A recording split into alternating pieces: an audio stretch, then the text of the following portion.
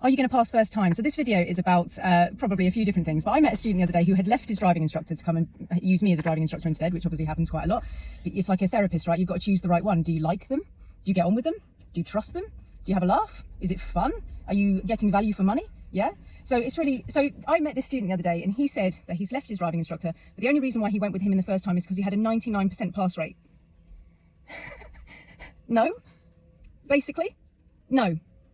That is absolutely, completely and utterly untrue. That is a lie. Okay, that is. I'm going to try not to get too passionate here, but that's a lie. That's like saying, like on the Domestos for bleach, it's 99. It kills 99.9999999 just in case somebody searches it up. Right? You cannot be a driving instructor with a 99 or 100%. Right? I joke about it.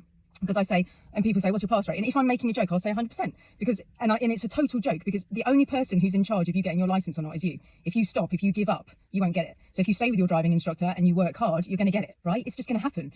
Some people need to work harder, some people need more lessons. But if you give up, you don't get it, right? If you carry on, you're going to get it, right? Yeah. Even if you have to change to an automatic just to make things a little bit more easy or whatever, if you're driving a manual car at first.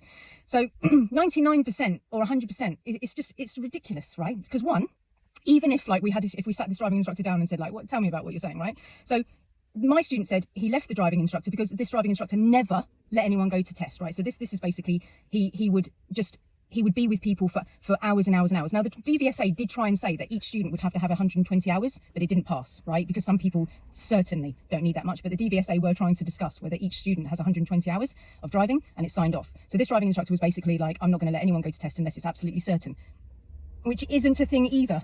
You cannot. I've sent my best students to test, my very, very best ones, where I'm sat there just like drinking a pina colada, like back at the test centre. I don't drink, by the way, I'm totally making a joke. But I'm sat there with my feet up, yeah, under an umbrella somewhere with my sunglasses on, thinking, yeah, this person's passed. And they don't. Something happens. Some nerves get in the way, or some weird thing happens on the road that we've never experienced before, and unfortunately it makes them fail. It is a load of nonsense. My advice to you guys is that you like your driving instructor, yeah?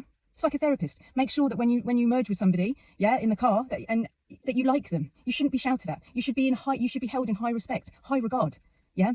And it should be like a good rapport, like vice versa. Both of you just have this fantastic learning relationship with each other, and it's kind and nice, and you're learning, and it's value for money.